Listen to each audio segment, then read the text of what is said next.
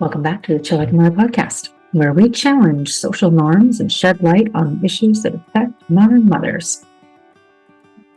I'm Kayla, and today we're going to be diving deep into a topic that resonates with many mothers out there: the pressure, the expectations, and constant reminders about the fleeting nature of childhood.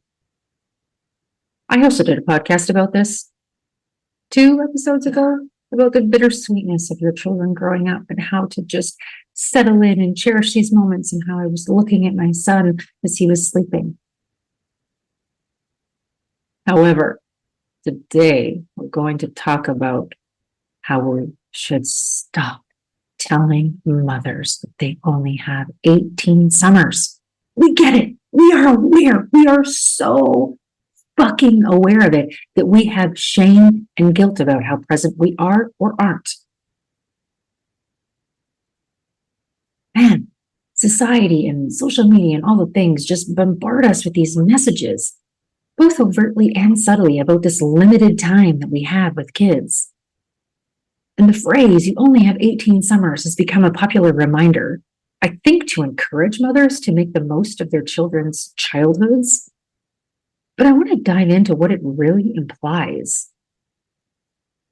It implies that women are responsible for this in the first place. I don't see many dad posts saying, "you only have 18 summers with your kids, dads." I don't want to get into the gendered stuff right now, but this message tends to land with women. It's pictures of women, it's names of women, it's women in the graphics. Can we just agree to stop adding to the already crushing mental load? It is so important to recognize these messages are rooted in patriarchy and capitalism. And it does continue to shape our society, in case you didn't realize. Mothers are expected to be selfless caregivers, sacrificing their time and their energy, their personal ambitions for the sake of their children, especially during the summer. This narrative not only perpetuates the gender stereotype, but it also undermines the value of our mother's role beyond this limited scope of 18 summers, where if you live in Canada, we get 8 weeks of summer. So let's just take a minute, myself included. Let's take a breath. Let's take a moment and reflect on the overwhelming mental load that is placed on mothers. From organizing the family schedule, managing the household chores, ensuring everyone's well-being, their clothing, the sunscreen, where they're going to go to summer camp, where you're all going to go on a family vacation, and well, you better enjoy it. The weight of these responsibilities can be suffocating. And yet, the messaging from the World Wide Web and the society at large is that we're supposed to be just endlessly present, cherishing every moment, and sacrificing our own well-being. What about us? What about our needs? What about what I want to do in the summer? What about what I want to experience in my life? Because I don't stop being a mother at 18. I don't stop being their mother at 18 years old. We have plenty of time. And this crushing weight of this expectation doesn't recognize at all that women are human beings with their own dreams and desires and needs. And what makes you a good mother is being present and cherishing all of that time. Mothers deserve that same level of attention. Mothers deserve understanding and freedom to pursue their passions. As research shows us, fathers are already doing. Nobody's judging the dad for going on an 8-day fishing trip. Nobody's asking him who's got the kids. Nobody's asking my partner, what the big summer plans are, where the kids are going to camp. No, they're asking me, what's your plan for the kids this summer? What are we going to do about it? How do we break free of this cycle? One, having the audacity to challenge this societal behavior, this belief, this attitude. Two, believing that you are not defined by the number of summers that you spend with your children. And three, command a culture and core values in your family that you are an individual with multifaceted identities and interests and roles that you play in this world. You're not just a caregiver. We are not just caregivers.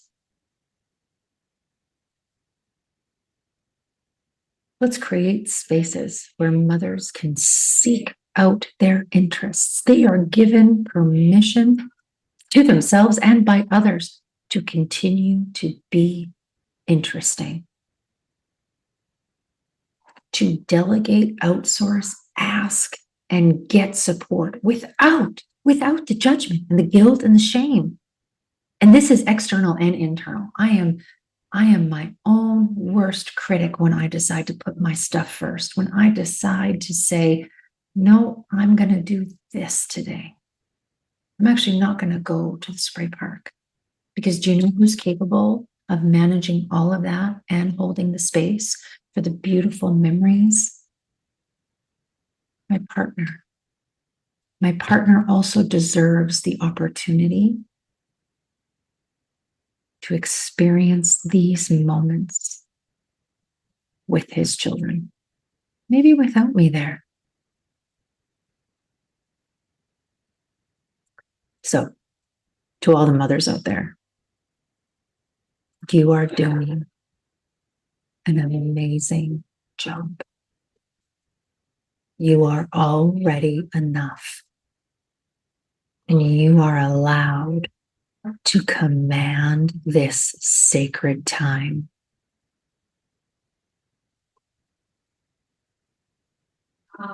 I can already feel the pressure that I only have 10 summers left with my oldest. I only have 10. Not I have 10, I choose to have 10. I'm going to have 10. I only have 10.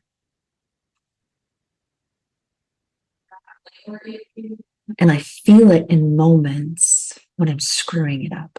I feel it in moments when I'm not regulated.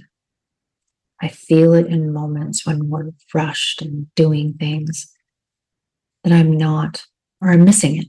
I'm missing it. You know, time is passing by. And I'm becoming one of those people who wants to say to people with babies, and cherish all that time, because they get big. They start to have opinions and they start to, yell back. You don't have to carry the weight and the expectation that you only have 18 summers. You choose 18 summers. You get 18 summers.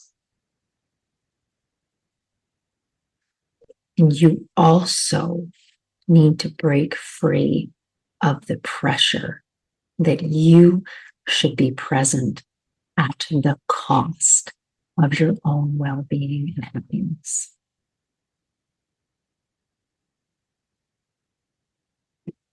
You are allowed to have the audacity to change the pattern.